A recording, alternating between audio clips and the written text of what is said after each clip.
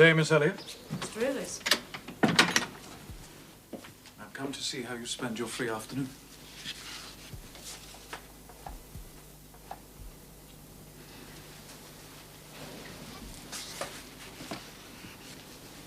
Is the portrait like? Like? Like whom? I did not observe it closely. Oh, but you did, Mr. Rivers. It is a well-executed picture. Of? Of Miss Oliver, I presume. And would you like me to paint your copy? That I should like it is certain. Whether it would be wise is another question. As far as I can see, it would be wiser if you were to take to yourself the original at once. She likes you, I'm sure. You ought to marry her.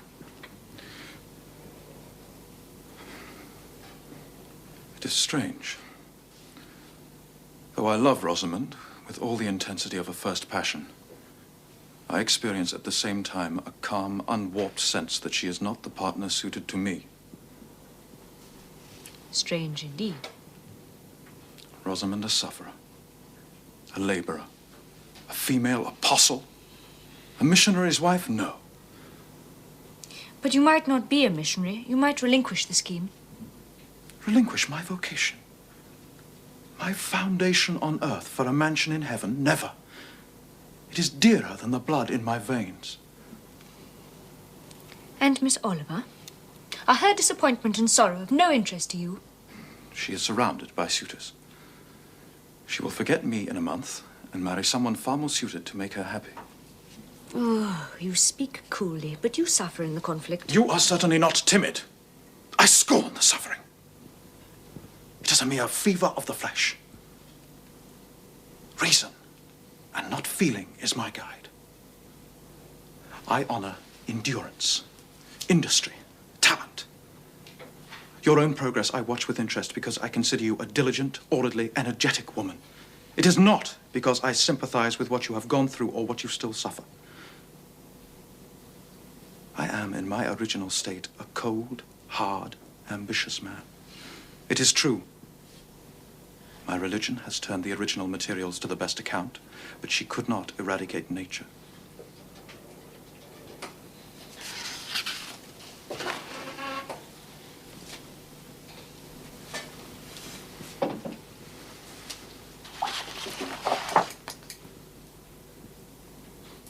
She is beautiful. She is well named the Rose of the World.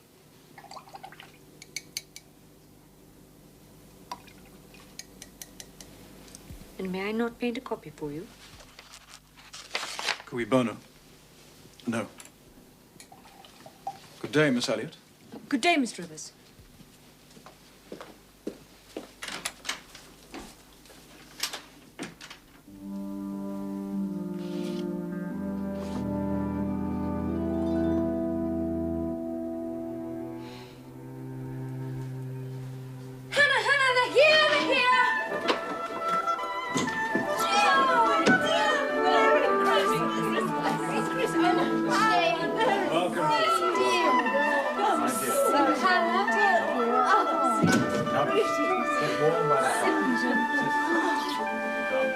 Oh, is it not wonderful to be all together in our own home for Christmas? The place shines like a new pin. The young lady came back with me a week ago when the school closed, and I must say she's worked as hard as me. Oh, bless you, Jane.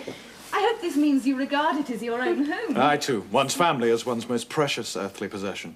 Jane, I must speak with you.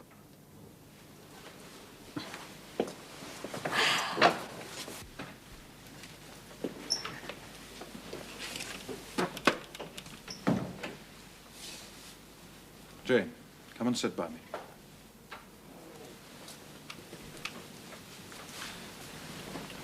You may remember a letter I had recently concerning my Uncle John's will. Yes. It was from his London solicitor, a Mr. Briggs. I know Mr. Briggs.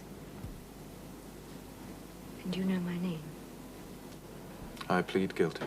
Forgive me. Briggs wrote again later. Your name was mentioned. Why? I will tell you in a moment. But in consequence, I have learned what befell you from the day you went as the governess to the ward of a certain Mr. Rochester. I can guess your feelings, but restrain them for a while. I know he offered you a bigamous marriage, that you fled, and that you are absolutely innocent of blame. How and where is he? What is he doing? Is he well? I'm ignorant of all concerning Mr. Rochester. He caused the country to be scoured for you, and when all searches and inquiries proved fruitless, he disappeared. It is generally believed that he has gone abroad.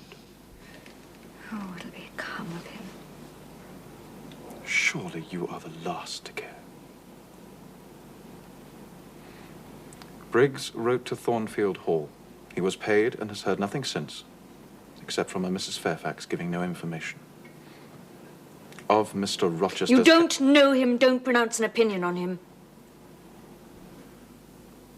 Very well. Your uncle having died, Mr. Briggs could not trace the heiress. Where is Mr. Briggs now? He may perhaps know more of Mr. Rochester than you do. Briggs is in London. I should doubt his knowing anything at all about Mr. Rochester. It is not in Mr. Rochester that he is interested. You forget essential points in pursuing trifles. You do not inquire why Briggs has sought after you, what his interest was in you. Well, what did he want?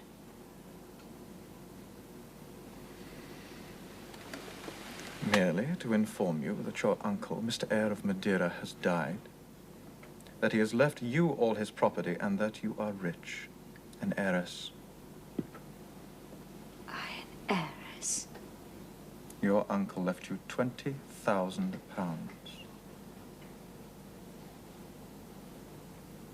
I shall leave you for a while. Oh, wait. Mr. Rivers, when first Mr. Briggs wrote to you, you were disinherited in favor of another relative. You shall have to know it sometime. You may as well know now as later. Your name is Jane Eyre. You may well not know that I was christened St. John Eyre Rivers. My mother's name was Eyre. One brother was Uncle John, who died in Madeira and left this money. The other brother was a poor clergyman who died, as his wife did, many years ago. I know your whole story. Then your mother is my father's sister. Undeniably. We are cousins. Yes, we are cousins. Oh, I'm glad. You are an odd girl. You remained quite serious when I told you had got a fortune. And now, for a matter of no moment, you are excited. It may be of no moment to you. You have sisters. I had nobody. And now I have 3 relatives. Oh, I'm glad. But now you've given me too much to take in. I must be alone. Think. Please stay. I'll go to my room. Oh, we'll have so much to talk about.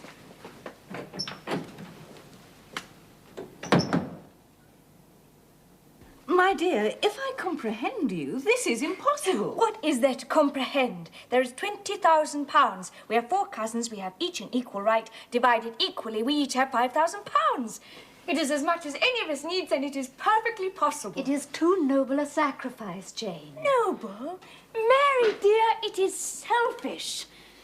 I am resolved to have a home and family. I like Morehouse. I will live at Morehouse. I like Mary and Diana, and I will attach myself for life to Mary and Diana. Jane. To have £5,000 would please me. To have £20,000 would torment and oppress me. It is contrary to all custom. The entire fortune is your right. St. My John. uncle was free to leave the money to whom he would. He left it to you. Were you to argue, object, and annoy me for a year, I could not forego this delicious pleasure. Jane, you cannot imagine what an important lady you will be with £20,000. Society will be open to you. My society is here. I never had a home. I will have a home. I never had brothers and sisters, and I must and will have them now. We cannot take advantage. Say again, you'll be my brother. I will be your brother. No buts. I will stay at the school till we find a new teacher, and then I will return here to my family. Say what you will, my purpose is fixed. I shall write to the lawyers tonight, and will you nill you, it is done.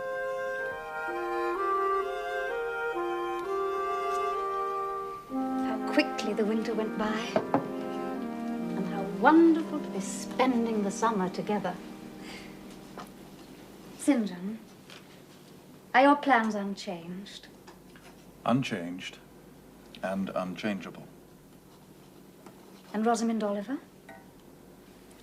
Is about to be married to a rich and well-descended young man, a Mr. Granby. Oh, dear.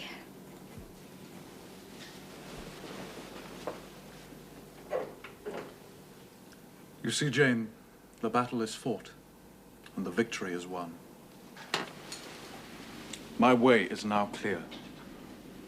I thank God for it.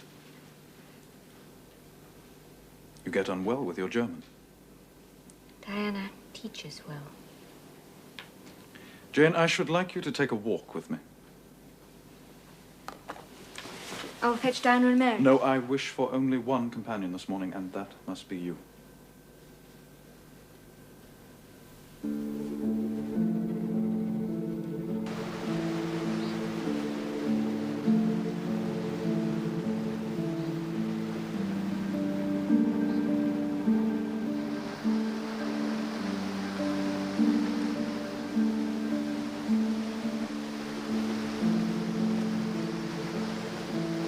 We shall rest here a while, Jane.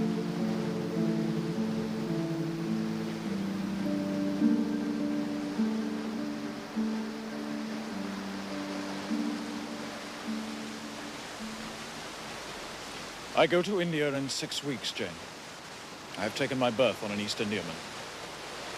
God will protect you. You have undertaken his work. Yes. I am the servant of an infallible master. And it seems strange to me that all around me do not burn to enlist under the same banner. All have not your powers. It would be folly for the feeble to march with the strong. I am thinking only of those who are worthy of the work and are competent to do it. They must be few in number. Truly. But when found, it is right to offer them direct from God a place in the ranks of his chosen. If they're really meant for the task, will not their own hearts tell them so? What does your heart say? My heart? My heart is mute. Then I must speak for it. Jane, come with me to India. Come as my helpmeet and fellow laborer. Oh, St. John, have some mercy. God and nature meant you for a missionary's wife. You are formed for labor, not for love. I claim you, not for my pleasure, but for my sovereign service. I do not understand a missionary's life. There I can give you all the aid you need. I'm not fit for the task. I have no vocation. Nothing speaks or stirs within me when you talk. Jane, you are docile, disinterested, faithful and courageous, very gentle and very heroic. Cease to mistrust yourself. I can trust you unreservedly. You must give me some time to think. Very willingly.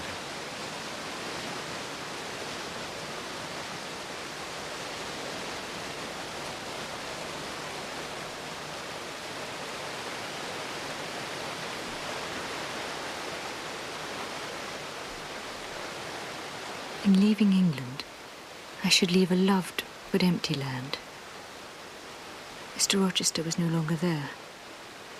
And even if he were, what could that ever be to me? Consent to St. John's demand was possible, but for one item. One dreadful item. He had asked me to be his wife, when he had no more of a husband's heart for me than that frowning giant of a rock down which the stream was flowing.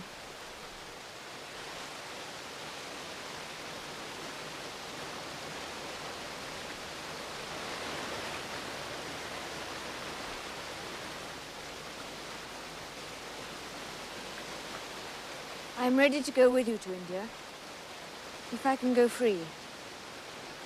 Your answer is not clear. I'm willing to go as your fellow missionary, but I cannot marry you. How can I, a man not yet 30, take with me a girl of 19 unless she be married to me? I want a wife, a sole helpmeet I can influence in life. and claim obedience from and retain absolutely until death. I will give the missionary my work, but not myself.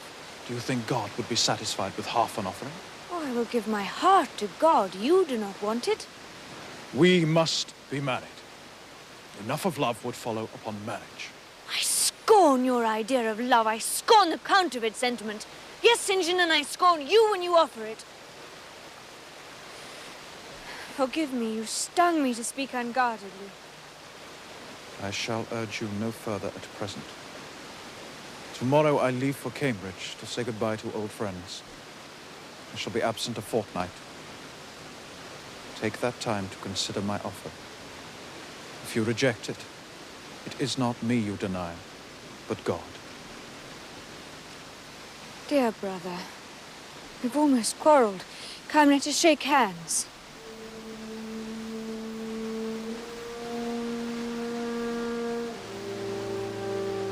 You do forgive me? I have nothing to forgive, not having been offended.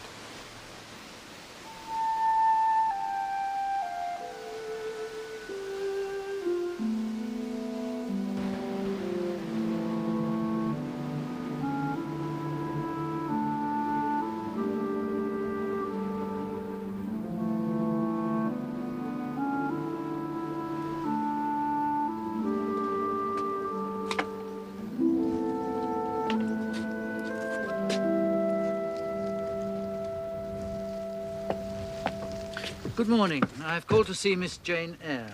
She's expecting you, sir. Come in. Thank you.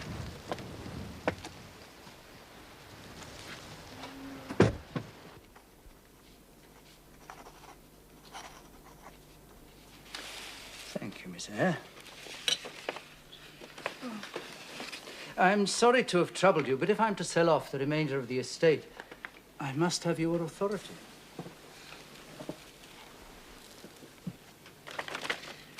Thank you for coming so far, Mr. Briggs. Oh.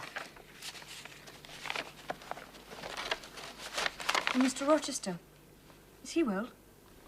I have no information whatever about him. I've written twice to Mrs. Fairfax and have had no reply from my letters. I believe she has left Thornfield. Miss Eyre, you know I made an extensive search for you on Mr. Rochester's behalf. Yes. It is an irony that I only found you after he had vanished to heaven knows where. He may return to Thornfield at any time. Would you wish me to write and tell him that I found him? No, Mr. Briggs, that must not be. I asked because you say you yourself wrote. Only to Mrs. Fairfax, and in vain. It was but for news of him. He's so wild and such a danger to himself. If he knew where I was. No, please, Mr. Briggs, no.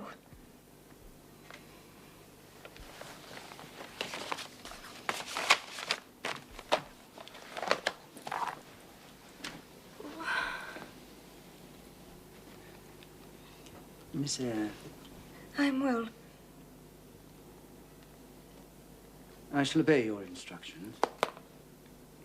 Goodbye, Miss Eyre.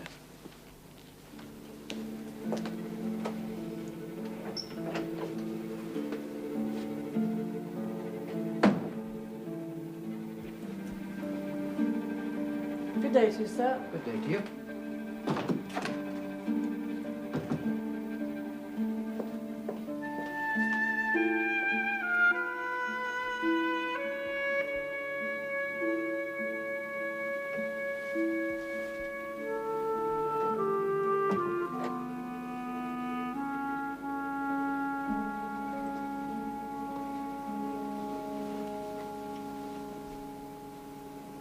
St. John, I am unhappy because you're still angry with me. Let us be friends. I hope that we are friends. Not as we were. Are we not? For my part, we are. I wish you no ill and all good. Must we part in this way? When you go to India, will you leave me so? Without a kinder word than you have yet spoken. And when I go to India, Jane, will I leave you? Do you not go to India? You said I might not go unless I married you.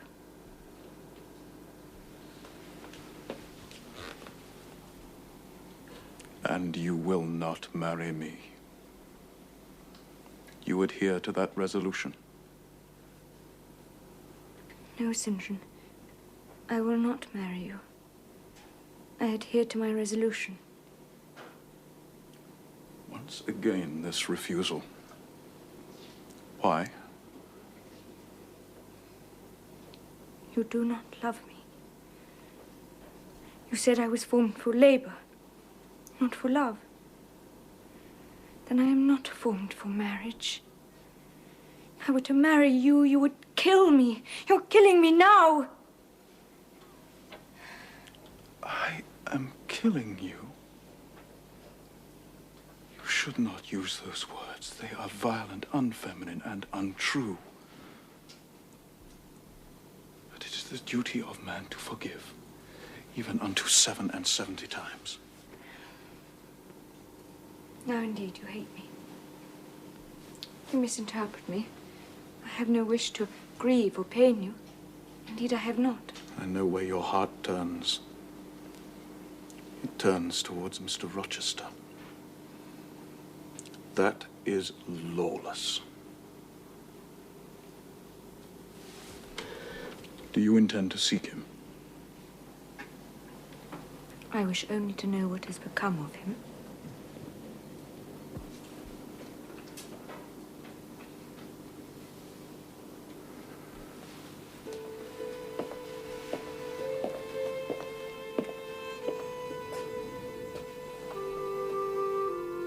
So be it. It remains then for me to remember you in my prayers.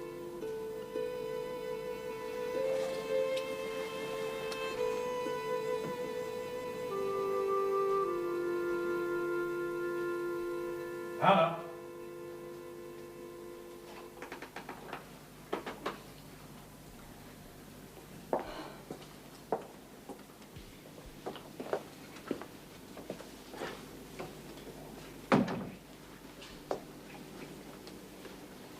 This evening, I shall read to you from Revelations, chapters 20 and 21.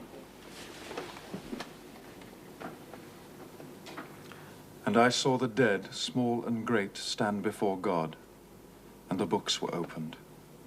And another book was opened, which is the book of life. And the dead were judged out of those things which were written in the books, according to their works. And the sea gave up the dead which were in it, and death and hell delivered up the dead which were in them, and they were judged every man according to their works. And death and hell were cast into the lake of fire. And this is the second death. And whosoever was not found written in the book of life was cast into the lake of fire. And I saw a new heaven and a new earth. For the first heaven and the first earth were passed away, and there was no more sea.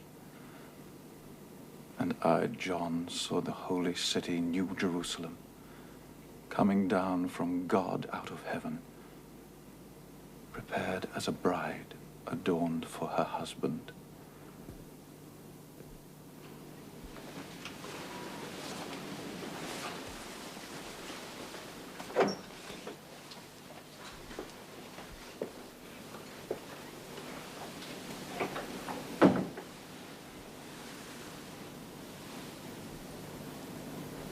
That's so moving.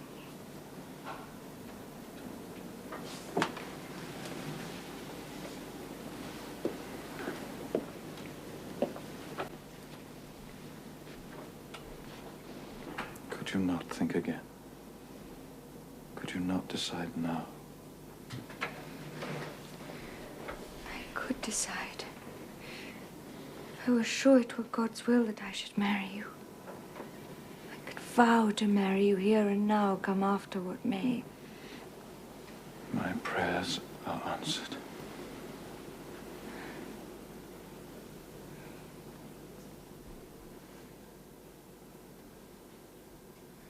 Jane.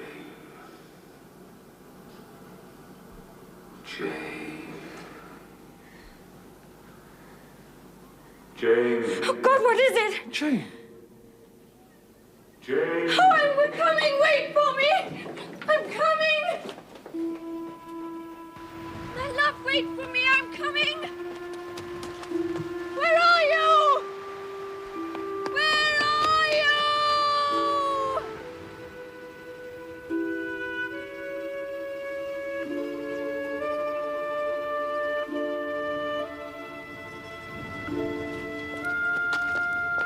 Jane, what has come upon you? You are possessed. Leave me alone!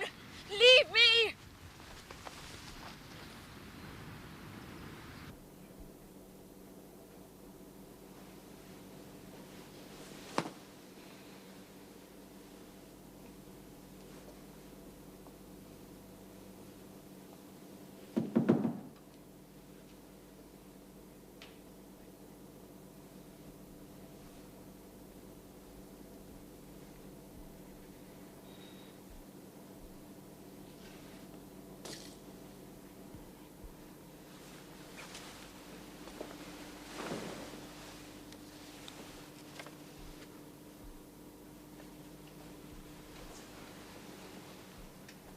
You said I saved your life.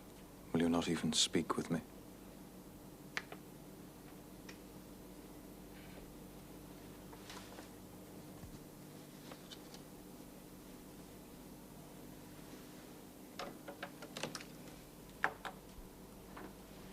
Jane, I must... Where are you going? Where I must. You left me too suddenly.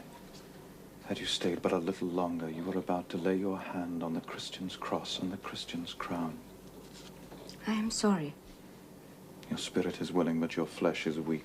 The devil has been at work here. No devil, St. John. That is superstition. It was nature. She was roused and did no miracle but her best. You are still upset. You speak in riddles. I shall not argue with you now. But know that my spirit is willing to do what is right. And my flesh, I hope, is strong enough too. I must accomplish the will of heaven, to search and dispel this cloud of doubt that has confused you. I'm in no doubt, St. John. But there is something I have to find out. Something I must do. It is in God's hands.